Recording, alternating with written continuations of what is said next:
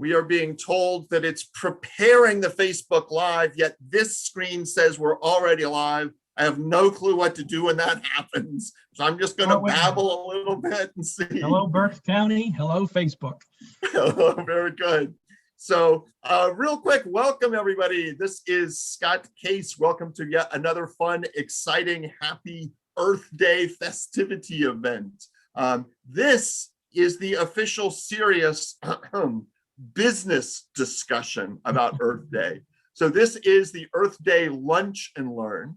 For those of you that don't already know me, my name is Scot Case. I have been doing sustainability stuff since the mid-90s. My whole career has focused on the intersection between business issues and environmental, sustainability, social issues. So that's been my whole entire focus. Most of the time I'm traveling the globe or other parts of the country. But what's really, really cool and exciting is these issues are happening right here in Berks County, Pennsylvania. In fact, there's a growing number of local businesses that are powered by renewable energy. There's growing numbers of local businesses that are actually integrating environmental, social, and community aspects into their business model. And what we're going to do in today's session, we've got two guest speakers. We have Jim over on this side for me anyway, and Art on this side. Jim is with Mitsubishi Chemical Advanced Materials. For those of you that don't know him, the big plant is kind of near the Fightin' Phil's baseball stadium. They do all sorts of really cool, fun, exciting things, including plastics for medical grade and aerospace stuff. But I'll save all the really cool things and their sustainability story for Jim to tell later. First up on our agenda, we're actually going to turn to Art. Art works with D.S. Smith. D.S. Smith has a couple of facilities here in Berks County. One of them is located not right off Lancaster Avenue, kind of near where Queen City used to be. And what's fascinating, and we're going to start with you, Art. What's fascinating is that they are actually in the business of turning all of those old boxes into new boxes. So some people call it the circular economy. Old school folks just call it recycling. Some folks here in Berks County call it just good old fashioned Berks County, Pennsylvania Dutch common sense. But it doesn't matter what you call it, D.S. Smith is doing it. So Art, I know you've got a video we're going to share, but why don't you kick us off, introduce yourself, tell us more about D.S. Smith, and then tell me when to push play. Okay, sounds good. First, I want to thank you, Scott, for inviting D.S. Smith to be a part of this Writing Earth Day event. As you said, I'm Art McLaughlin. I'm the general manager of the D.S. Smith Writing Paper Mill, located at 7th and Laurel Streets. At the Writing Mill, we produce 100% recycled corrugated medium, and that's paper that goes into corrugated boxes, the fluted section or corrugated section between the two liners that builds strength into the box. Okay, I went to school in Philadelphia and started my paper making career at Scott Paper Tissue Mill located in Chester, Pennsylvania. So I spent my whole life in Pennsylvania and the last 21 years at the Reading Mill. I joined the Reading Mill in January of 2000. I've enjoyed 21 years in Reading and with the community. We've presented at Earth Day in the past. We've been a part of the Great American Cleanup, cleaning up Reading Iron Playground in the local community. And the Reading Mill was started up in 1993 to produce 175 short tons a day of a 100% recycled medium that's produced from almost exclusively post-consumer waste that would otherwise go to landfill. We've since invested and improved the operation to 600 short tons a day. We've got a total of 75 employees at the Reading Mill, and we operate 24 hours a day, 7 days a week, 365 days a year. And we also rely on contractors and the local suppliers for support of the operation. During the COVID-19 pandemic and the resulting increase in e-commerce, the Reading Mill and related businesses were deemed essential. And we've continued to operate without interruption, supplying materials and boxes for shipping of essential supplies. We consume about 640 tons a day of, as I said, primarily post-consumer waste container board as feedstock, would otherwise go to landfill. The Reading Recycling Center also operates in Reading, adjacent to the paper mill. The Reading Recycling Center contains waste container boards, bales it, and supplies the paper mill with feedstock. And this Earth Day celebrates the 1-year anniversary of opening the DS Smith Recycling Center. Okay, and as you mentioned, right off Lancaster Avenue at Grace and Mead Streets, we also have the Reading container plant where we produce containers from liner and medium. The boxes are shipped to customers who ship to end users who can then ship boxes back for recycling and begin the process all over again. DS Smith is committed to sustainable packaging solutions as we continue to invest in fiber-based packaging, and we've divested our plastics division.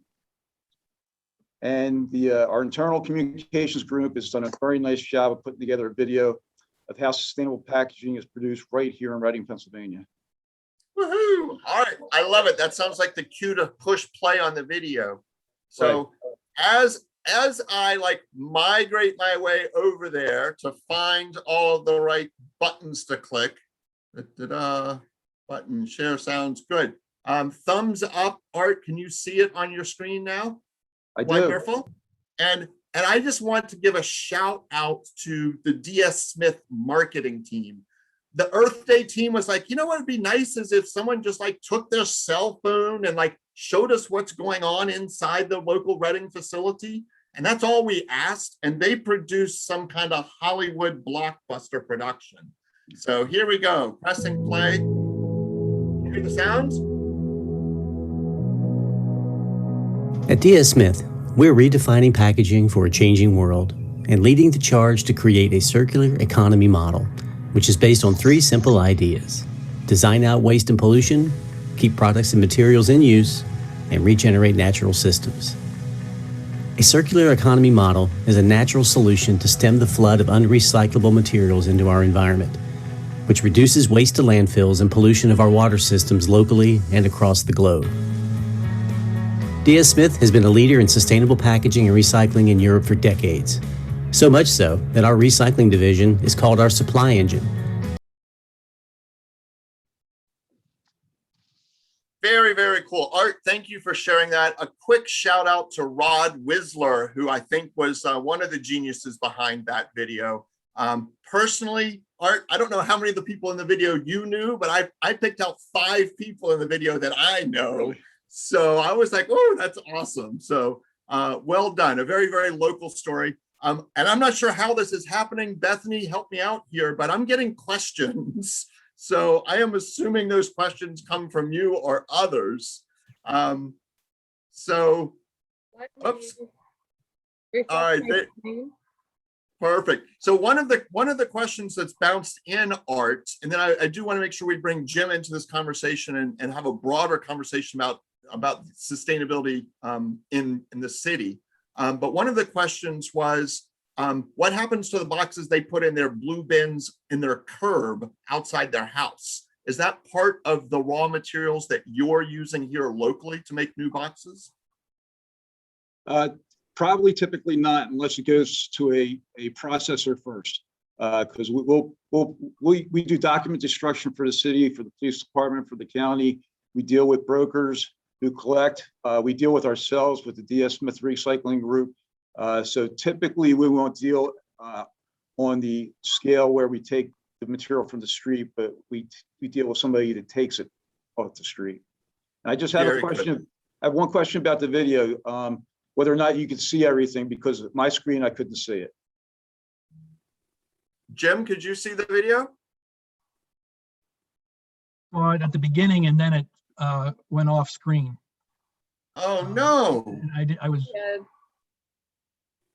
All right. So that is I have no clue what I just broadcast to the world. I do hope it was not any confidential business information. Bethany? No, it was notes. You didn't check your messages, but that's okay. We'll get the video and we'll just upload it. We are all learning new skills. We are all amateurs at this. Sorry. This is the fun for the day. I'm okay to hang if you want to try it again. I know we've got some people on really tight timelines, okay. So I've really royally mucked something up, and apologies. All right. Oh, well, let's just keep going. So Art, what was it we didn't see in the video? Okay, well, What you would see in the video, and what you will see in the video, is how the three operations come together. I mean, the recycling folks take in the container board, bale it, supply it to us as feedstock. We process it, repulp it, and make a saleable sheet of recycled medium, which goes to our box plants and others to make a corrugated box that goes to a customer, which then goes to an end user, who then can recycle it again and start the process all over again. So it's kind of a neat story.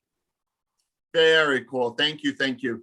And let me just tell you, it is a gorgeous, beautiful video. So Jim, I know you have a video embedded. Luckily, you're running things at your ends. So we'll get to you in just a minute. I guess, Art, the kind of key question, why are some of us just now learning about all the really cool sustainability stuff that DS Smith is doing?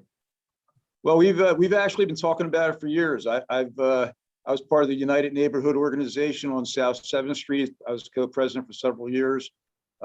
And we give tours of the mill. We're kind of a brick building on the corner that nobody knows who we are. So we try to get that message out. We work to be a good neighbor in the community because we are in a community with an industrial facility. We work hard at that. The neighbors have my cell phone number. We talk, we collaborate with St. John's Church and other folks. So we do tours with Boy Scouts. We do tours with schools, and we're not afraid to be known. We're happy to work with folks in the community. Excellent. All right. Thank you so much. So with, my face still red from embarrassment, let's turn it over to Jim Kohler, and then we'll kind of come back and tie these pieces together. So Jim, why don't you do a quick introduction of who the heck you are and what Mitsubishi Chemical Advanced Materials is. And I know you've got some PowerPoint slides you want to share. Sure, and I may just launch right into it. I'll introduce myself, but then launch into some of the slides to share with Facebook and the Berks community. I'm Jim Kohler. I've been living in the Berks County area for 32 years, and a majority of that time has been with Mitsubishi Chemical Advanced Materials, 17 years of my career. And I'm really excited to share our Kaiteki philosophy, which is our sustainability program, but really it's sustainability and a lot more. So why don't I go right into the slides and I can talk more about Mitsubishi Chemical. Many of you may know of the facility when it was called Polymer Corporation, or DSM, or Quadrant EPP. And Jim, oh, there you go. I was going to say, I'm not seeing your screen. There you go. Right. Let me make sure that I share the sound. I am.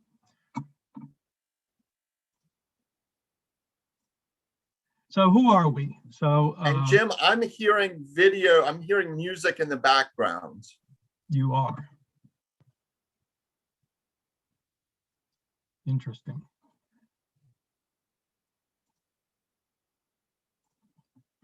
How's that? Good. Hey, Bethany, do you know where that music's coming from? I do not. I do not have it on my end.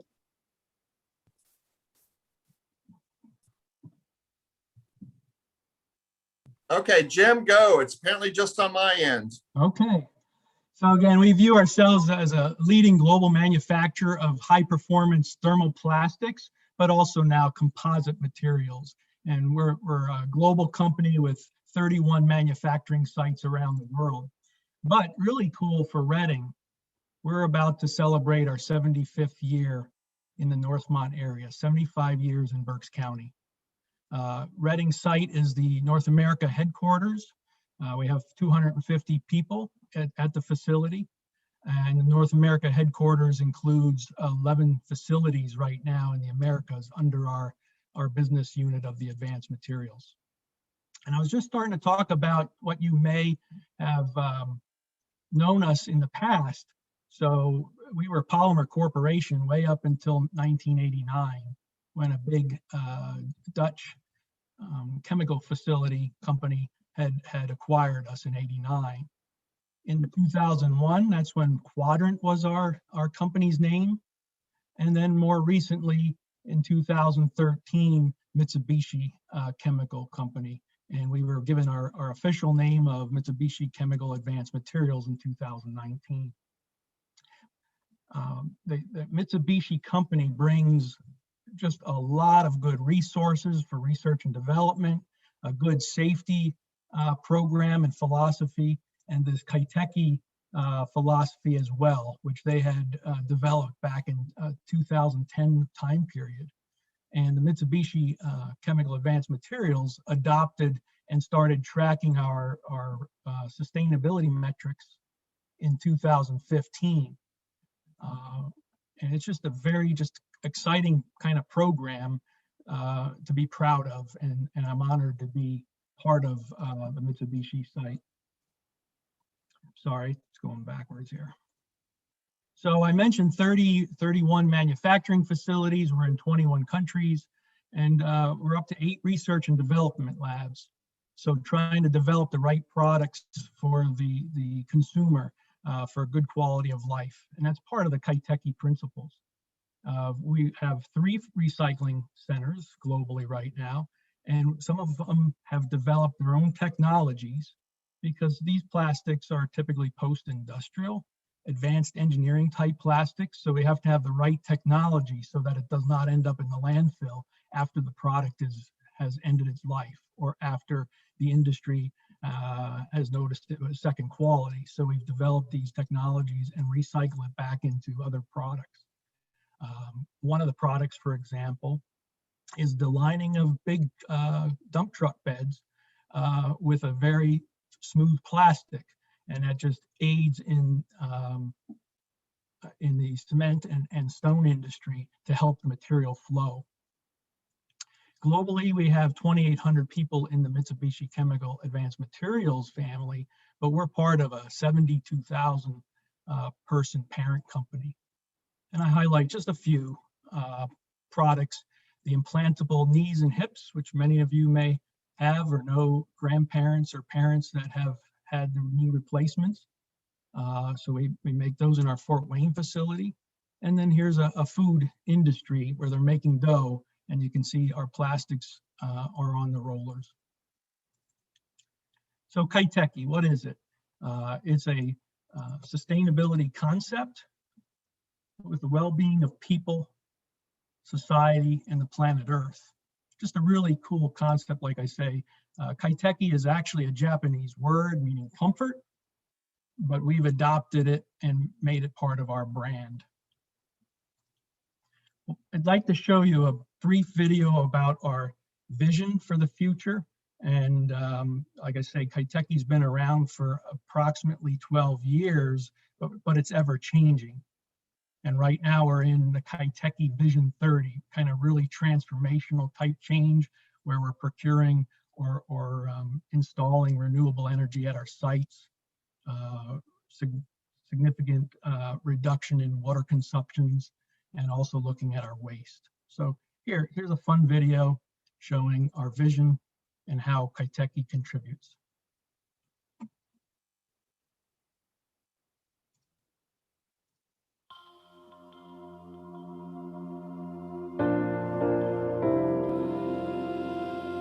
It's working for you, Jim. Well done. Our future.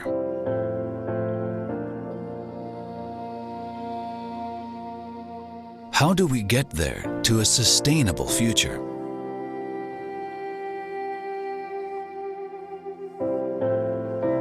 When we have a vision for the future, we can transform our generation.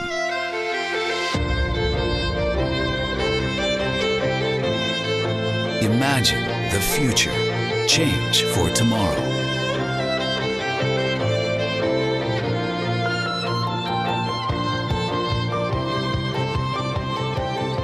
The future we envision. Resources circulated. Free from food and water scarcity.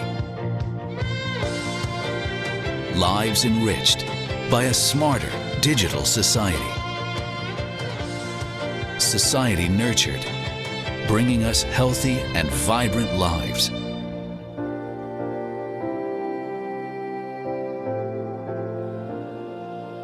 Kaiteki, the sustainable well-being of people, society, and our planet Earth.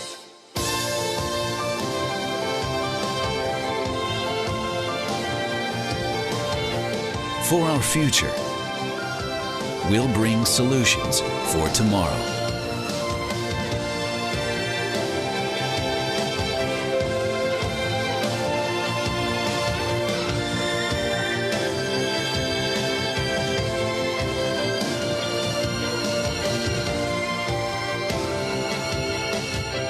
Work with us for the next generation.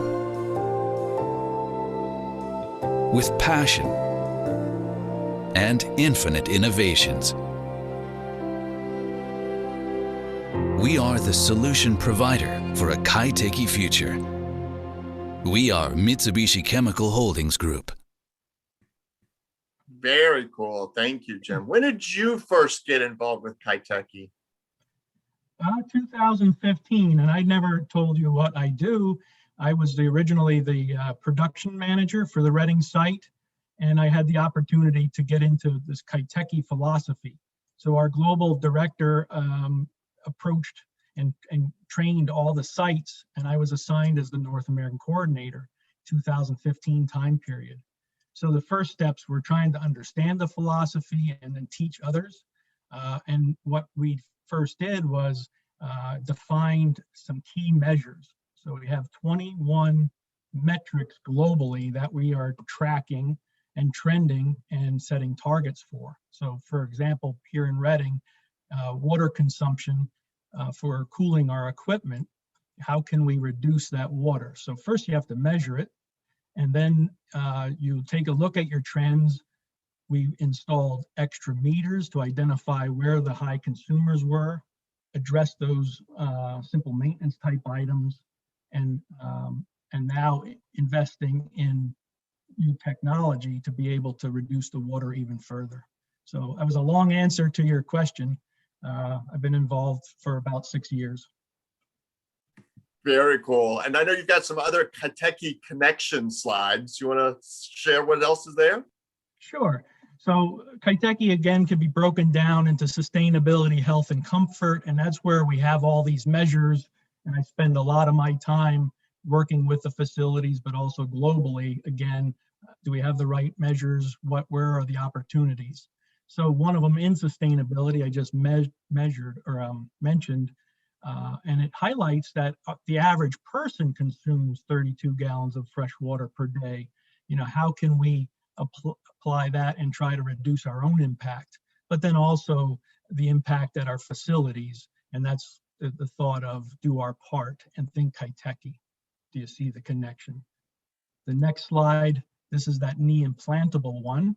And I've been fortunate to be able to have an implant, and it's made my life so much better. But we produce the plastics in Fort Wayne, Indiana, but also in our Vreden, Germany facility. And it just provides you and I, and again, our grandparents and parents, just a better quality of life. But let's bring it back to Reading a little bit. Scott mentioned in the introduction that we have become 100% renewable electric. So not only do we have the products that go into the windmills, into the yaw of the windmill that spins, but we also invest in renewable energy. So in the United States, we have 4 sites now that purchase renewable energy. We have a 5th that is looking at installing solar panels as a possibility out in our Arizona facility. And we have a plan to convert the other sites. We have 2 converting over to renewable, which reduces our carbon footprint. Again, that's our target, to have less carbon footprint on the environment. We have 4 sites in the Europe that is considered carbon neutral. So a few more of our markets, just to give you an idea: aerospace, where we're in the wings, we're in the jet engines, we're in the landing gear. So it's making the plane safer. It's making the plane lighter, lower fuel consumption, which again impacts the carbon the carbon footprint from traveling. It saves weight. Food and beverage, plastics are very good and are FDA or European food grade approved to be able to help convey materials and have a lot less downtime as they're processing our foods. Another one to highlight is the lower left, semiconductor. So everyone has their cell phones, their computers. Our plastics go into the clean room environments to be able to make those chips that they're making smaller and smaller and smaller. So we have to have a very clean, good manufacturing process and clean product. Last slide, just to highlight a few things. Again, internal targets. This Kaiteki Vision 30 has encouraged us to set some really transformational type targets. So we have the carbon reduction set for 2023. We've already made significant reduction already, 68% in 5 of the US sites. We have already reduced our carbon from the electric.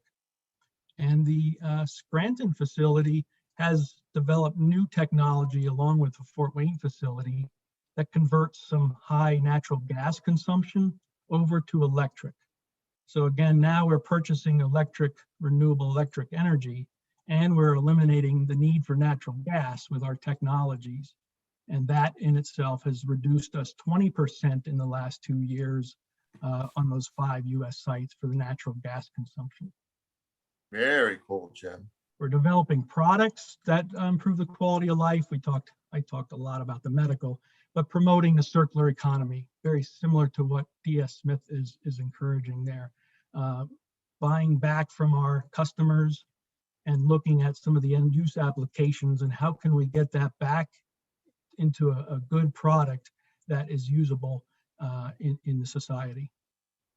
And just a few other things, Kaiteki in the community and Kaiteki Wellness. So again, I thank the Berks County Earth Day crew for inviting me. This Kaiteki in the community is one of those things that I want to get more involved with to promote Kaiteki, or maybe even help some of the agencies by volunteering, whether it's planting trees or what other needs they may have. And the last one is just the wellness and health of our own employees, having programs. We have some live yoga programs, walking programs, weight reduction, and that's all under the Kaiteki umbrella as well.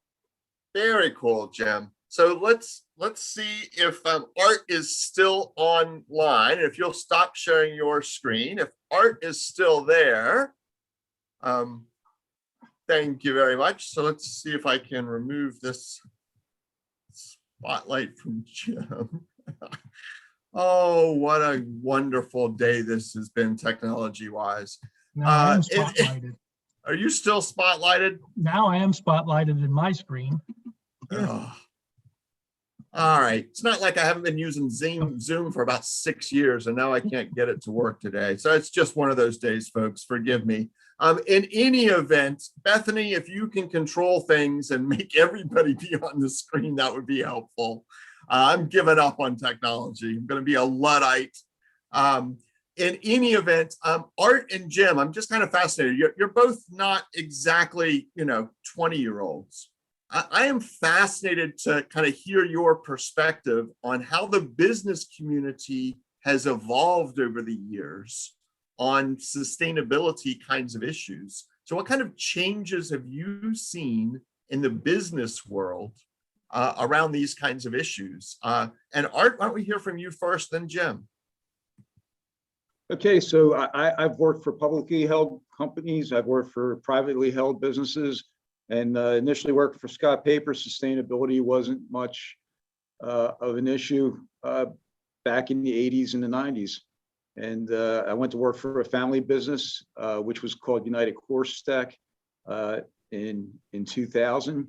And we didn't focus much on sustainability at that point either. But we did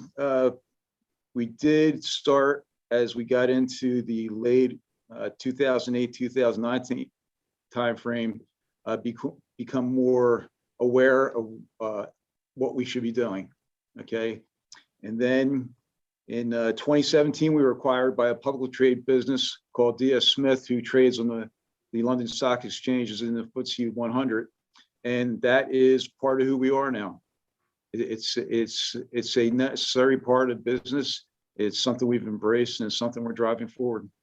Wow, Art, that's fascinating. So what I do see as kind of a common trend in this space is that the most sustainable companies are either privately held, family-run companies, and there's just a mission of the family, or the big publicly traded companies, because investors and shareholders, particularly large like teachers union funds and that kind of stuff, that are really making investments based on sustainability issues. So and largely the customers are driving it as well.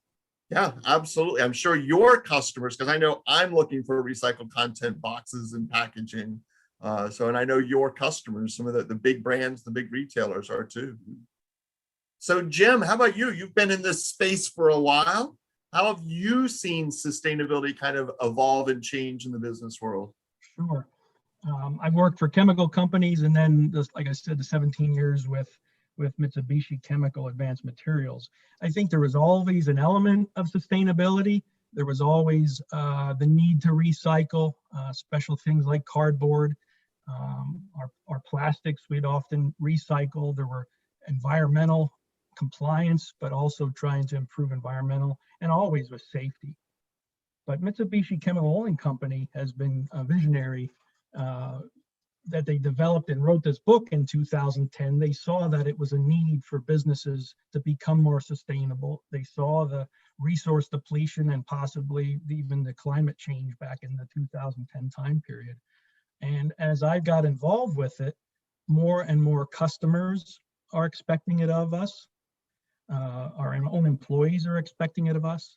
When we go to the colleges to hire new employees, or look at what's available in the colleges, that's the question they ask as well. Is your company sustainable? And the customers, I said, are driving us. In some cases, we share databases where they expect us to put our data in, showing our reductions.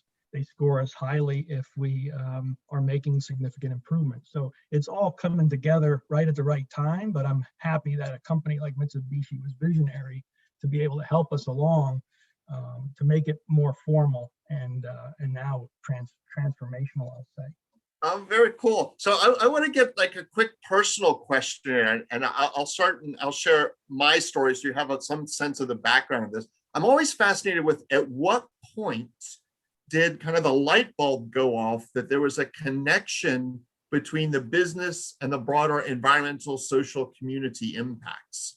And I've been doing this stuff since the mid 90s professionally, but for me personally, it goes all the way back to the 1970s as a third grader, when a teacher put a white sock on the muffler of her car. And as an asthmatic, a kid who spent time in the hospital, like struggling to breathe, that connection for me between the dirt coming out of the exhaust pipe of that car and my inability to breathe, like it stuck with me. And I was mad from that point on. Like, what are these, hidden impacts people aren't talking about? So I know I got it weird early on, kind of through a very visceral response. Art, what was the moment in your career where you kind of saw, hey, wait a minute, there's this interesting connection between the business and the environment, and business can do something about that? Well, I grew up in the Philadelphia metropolitan area. I worked in the city of Chester. I work in the city of Reading, and we're operating an industrial manufacturing plant in the community. Okay, so in order to do that successfully, you had to be respectful of the community. You had to be part of the community, and that's what's driven it for me. Yeah, I love that answer, Art. Thank you very much. Jim? I don't know if I can pin an exact time, but I too go back to the 70s as a Boy Scout and picking up the recycled newspapers, or always being taught about the water usage. Don't leave the water run while you're brushing your teeth. And even the reusable milk bottles back then, the milkman. And then I worked for chemical industry, and then noticed too that the neighborhood has a chemical plant, right in their neighborhood. And that's kind of maybe one of the light bulbs as well, as our company was going for OSHA Star and the interaction that we'd have with our community advisory panel was probably another point in time that I can remember. And then more recently, just this whole Kaiteki philosophy and all of the things that I read and learn, now I'm more passionate than I ever have been. So even in my home life as well, what can we compost? What can we recycle? What can we reuse? I've heard a lot of people say, throw it away. Well, there is no way, right? So where is this stuff that I'm using every day going? So that's probably the biggest trigger in the last 3-4 years. I love it. And I think that's where I particularly love both of the stories that you have shared here in the session and that we missed in the video, Art, but I think Bethany's going to play it at the end. But it's this idea of that circular economy. So, throwing something away, well, where's away?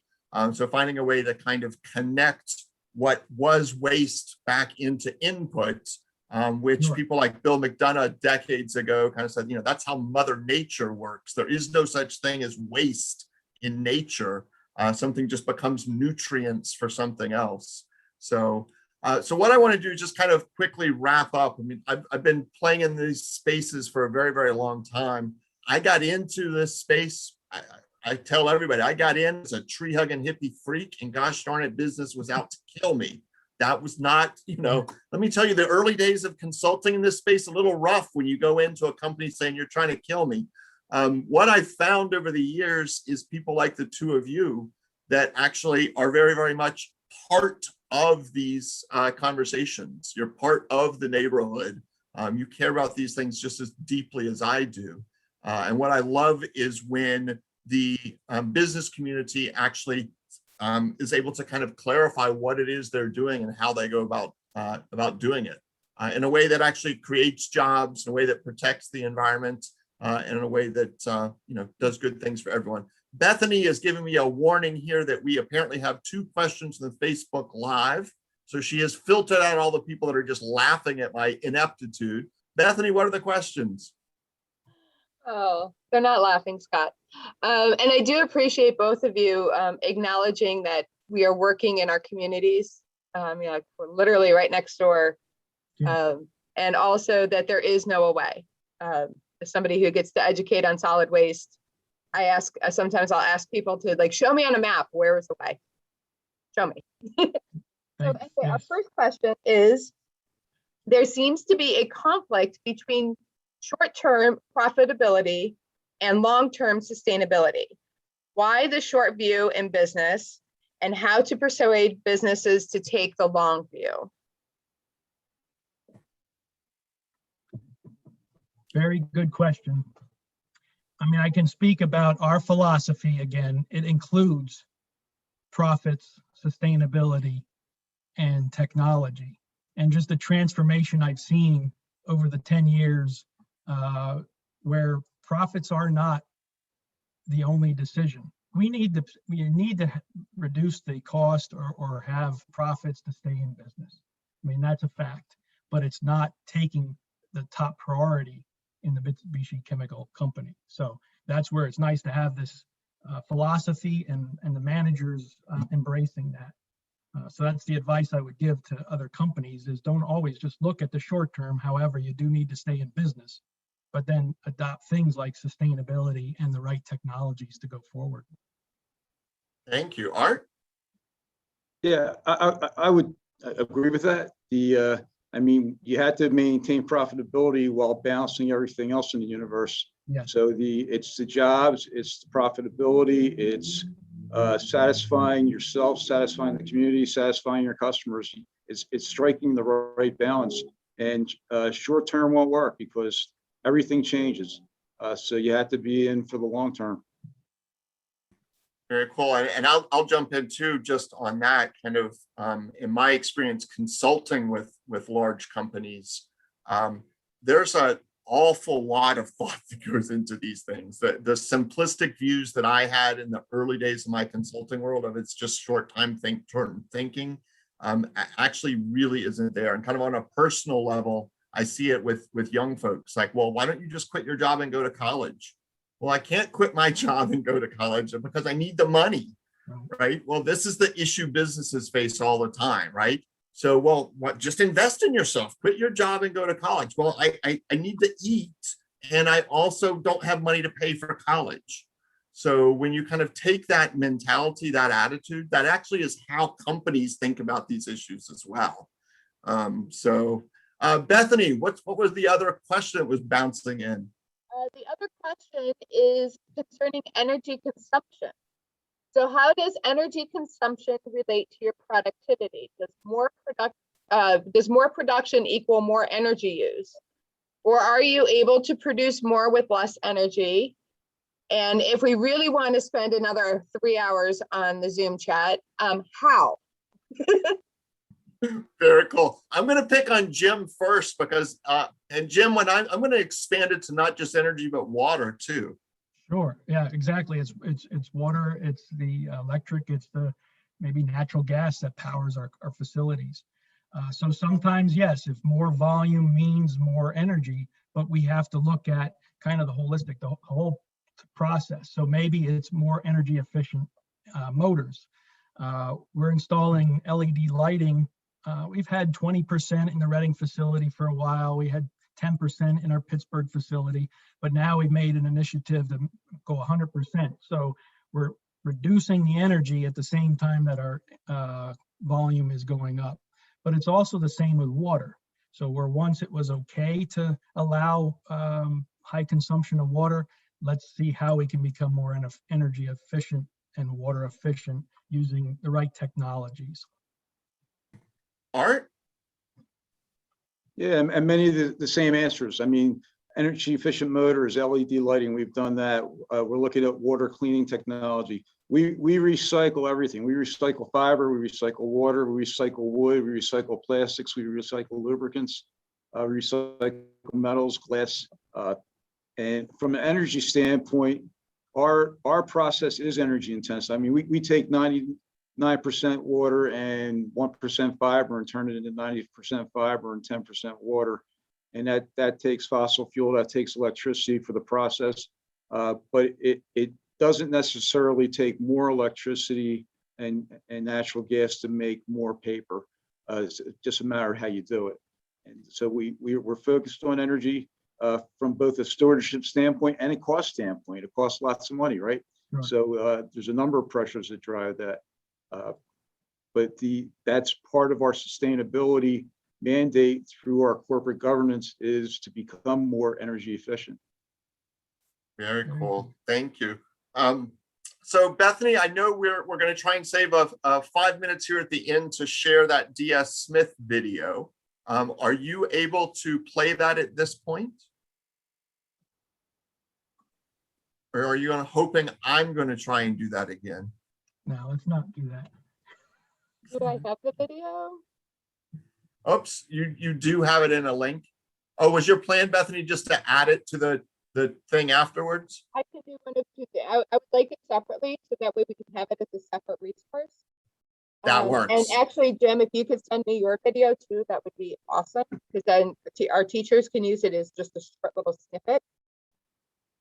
But if you want to try to play the video again at the end, I will stay on the feed and the recording, and then that way we have it included in this presentation. Oh, no. I've had enough technology for the day. I am with Art. I want to go back. I want to write on paper with a pen. I don't want any more of this digital stuff.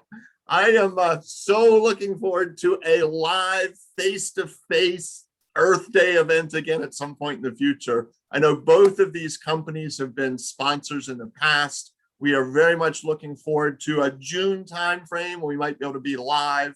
The one thing I would just like to do, and it might sound a little corny, but I want to thank both of you. So I know how hard it can be inside of an organization to be talking about sustainability, to be pushing sustainability, and helping people kind of think holistically about these things. It can be tough trying to convince others, whether they're your customers, whether they're your employees, whether it's a boss or an investor or a banker. These can be challenging conversations for people. But the way the business community and the broader environmental community have kind of evolved and emerged. It's kind of interesting. We're all in this together, it turns out. Exactly. So thank you both for the roles that you play, for the companies that you play. We love having jobs in our community. Woohoo, that's good. We love the fact that you're local and you're protecting our local community. Woohoo, that's good. But we also love the fact that you both and your companies recognize the global impacts of business and your businesses. So on behalf of my future great, great, great grandchildren, thank you for doing your part. And I can't wait to see what we can all do together. So happy Earth Day, everybody. Happy Earth Day. Happy Earth Day. All right. Thanks, everyone. Bye.